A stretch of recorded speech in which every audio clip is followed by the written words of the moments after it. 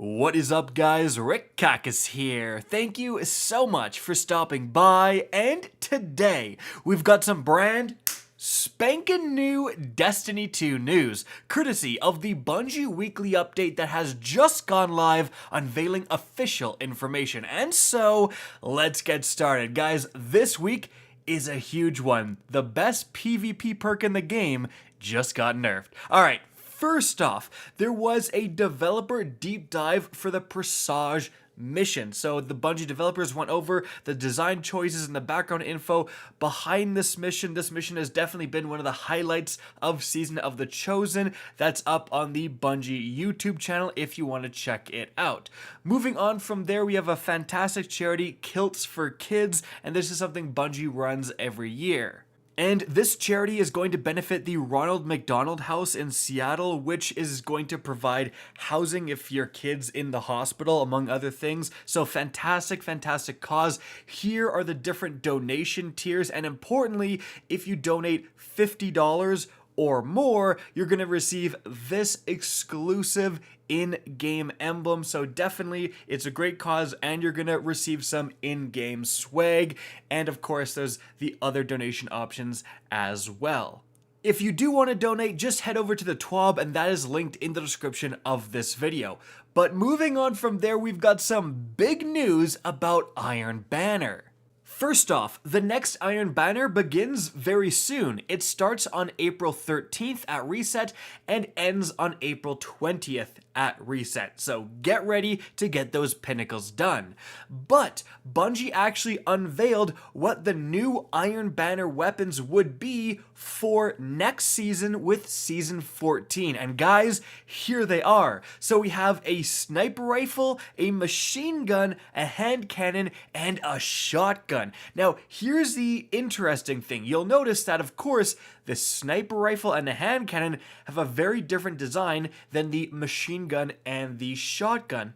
Well, the sniper and the hand cannon are actually going to be returning from year one. So they're year one weapons just in appearance, but they're returning to the game with completely random rolls. They're essentially going to be all but brand new weapons. So the sniper rifle is actually the occluded finality. Now this is an aggressive frame sniper, which means highest damage but high recoil, 3 rounds in a magazine. And then the hand cannon is actually the finite impactor, and this is a 140 rounds per minute adaptive frame hand cannon. So gonna be interesting to see how those slot into the meta. Of course, the shotgun and the machine gun are completely new, so I don't know what those are going to be, but that is pretty darn exciting. We haven't had an Iron Banner machine gun ever in Destiny 2, but the shotgun is really exciting. Why? Well, remember, Bungie just added a brand new Iron Banner exclusive perk this season called Iron Reach, which increases your range by plus 20, but massacres your stability. If that shotgun can get Iron Reach, it's like, oh my gosh. So that's going to be a very big deal.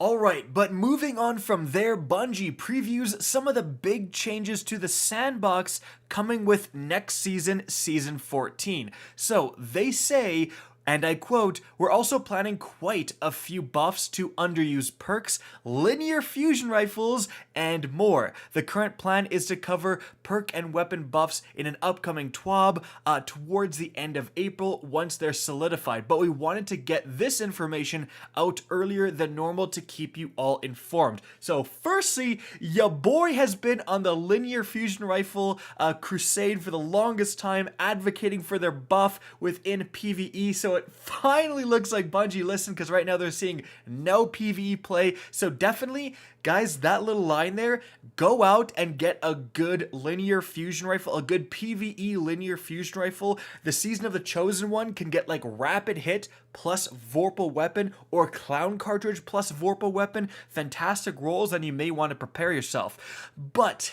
in this instance, here are some of the crazy changes. So for weapon archetypes, Firstly, the aggressive 120 RPM hand cannons. Bungie says they are very dominant in PvP, and we're receiving enough feedback that we want to rein them in a bit without completely taking away their range benefits. So firstly, these weapons will now have a damage and aim assist fall off distance reduced by 2 and 4 meters based on the range stat, and this roughly halves the range buff they received in Beyond Light. So definitely those are getting a nerf. I'm not quite sure how 2 to 4 meters will truly affect gameplay, but they're a little bit worse than what they are right now.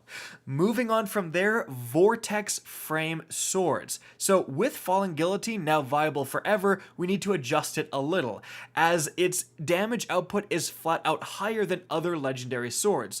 With this change, we allow it to keep its high damage output, but are reducing its full reserves damage output by reducing the number of heavy attacks you're able to perform. So quite simply, full energy heavy attack ammo cost is increased from 4 to 6. So when you do this spin to win attack with the Fallen Guillotine, it currently costs 4, which is the same as the other swords, which in fairness to Bungie, yeah, it makes no sense. It's like back in the day when a Feeding Frenzy and Outlaw used to provide the same reload benefit, but one needed you to get a headshot and the other needed you to just get a kill. Obviously, the one that only needs you to get a kill, if they're providing the same benefit, is so much better. Kind of same thing going on here. If one does more damage, but they cost the same amount of ammo to utilize, obviously everyone's going to use the Fallen Guillotine. So definitely a change that makes sense. You're still going to be able to output way more damage with the Fallen Guillotine, but you're going to run out of ammo a little bit quicker.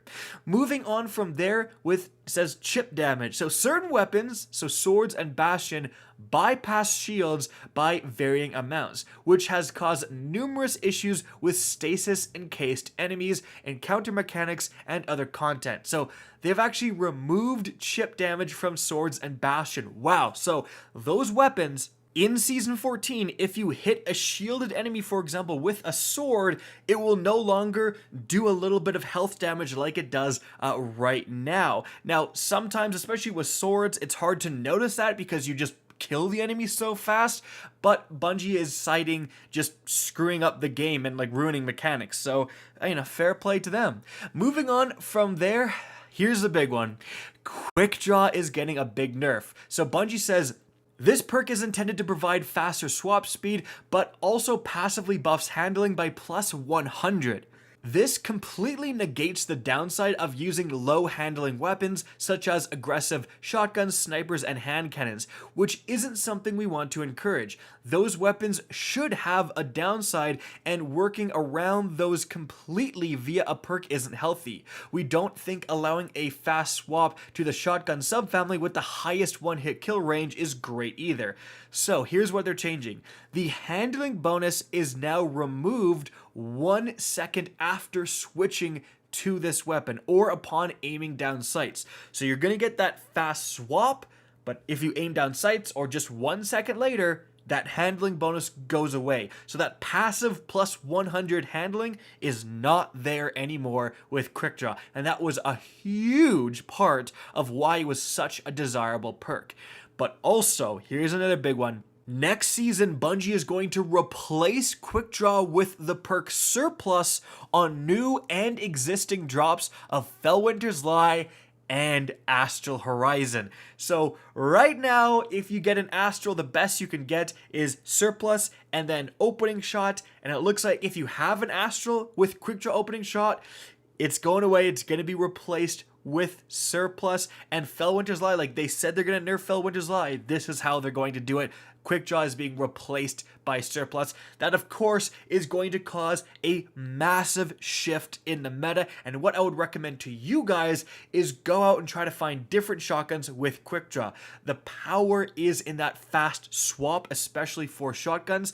And hey, the dungeon shotgun is a precision frame, not a slug, a precision. So it's one step less, doing a bit less damage, but not as much less as some of the other shotguns out there, the dungeon shotgun, the retold tale, and it can get Quickdraw, so definitely that's something to look into. Moving on from there, they're actually nerfing Frenzy. This perk has an extremely high uptime in PvE to the point where it is clearly a better choice than most other damage perks. We get it, Bungie, you watch my videos. We like the high uptime and want to preserve that, but want to award less damage than harder to activate damage perks, so reduce bonus from plus 20 to plus 15. I mean, again, if you've been watching my videos, I am super high on Frenzy. A little bit disappointed to see this simply because Frenzy is so good right now in Battlegrounds, just like in those activities where you're fighting for so long, Frenzy is the best. I don't know what the next season's activities are going to be. If there's a little bit more sparing enemies or they're harder, smaller encounters, Frenzy won't be as good. So, you know, I don't know what to make of this change, but Frenzy's a little bit nerfed, but not that much, just 5% less damage. Moving on from there, this is a really interesting one. The perk Reservoir Burst. So now increases magazine size in addition to its other effects, reduced full battery bonus damage from 33% to 25%. So they say an upcoming content requires revisiting the power level of a damage perk that can be activated simply by having a full magazine. Wink, wink, nudge, nudge, say no more. Now, if you heard that and you're like, what the heck? What is Reservoir Burst? Guys, Reservoir Burst is actually the pinnacle perk that was on the loaded question fusion rifle, which reads, when the battery is full, your next burst deals additional damage and causes enemies to explode on death. This was actually cracked out of its mind back when auto-loading was a thing. But the reason they're messing with it, I guarantee, is because Reservoir Burst is becoming a normal legendary perk that fusion rifles and maybe linear fusion rifles can get starting next season. So that's actually really darn exciting. Moving on from there, we have some exotic nerfs. So firstly, the Lament. This weapon is a clear outlier for sword damage, so for the health of the heavy weapon diversity, we're pulling it back a bit. So, reduced damage of revved heavy attack by approximately 16%. Note that the Lament retains its standard anti-barrier despite removing chip damage. I don't know how I feel about this. It's an outlier because you're giving up your exotic slot to this weapon. To be honest, I think it's not that ridiculous. It's only good for PvE. Let us have some powerful things, Bungie. Next up, the Bastion. So, since we're removing chip damage, Bastion gets something else instead. We've noticed increased feedback on Bastion and higher than normal usage in PvP. So we are making a small change here and we'll revisit the Bastion later. So firstly, it intrinsically staggers unstoppable champions now. That is a huge boon for PvE, but also they're increasing the spread angle by 13%, so it will be spread out a little bit more, aka that is definitely going to be a nerf for PvP. It's going to be hard to get all of its slugs essentially on target. It's going to be a little bit more of a close range weapon, so that is definitely a big sigh of relief for a lot of people within the Crucible. And lastly, at the very end, Bungie says, we've covered Celerity and Bottomless Grief last week. We're excited to look at all things like Iron Grip, Subsistence, and Unrelenting, and more. So, Iron Grip, Subsistence, Unrelenting, those three perks are likely getting buffs moving forward. And so guys, that is it for the video. I hope you enjoyed and found this informative. If you did, please remember to help me out by simply rating and especially sharing this video. If you guys want to see more Destiny content similar to this, don't be afraid to slap that subscribe button. If you want to get in touch with me and keep up to date with the latest channel activity, the best way is to follow me on Twitter at RickCacus. That's linked in the description down below. Again, I hope you enjoyed the video and as always, have a good day.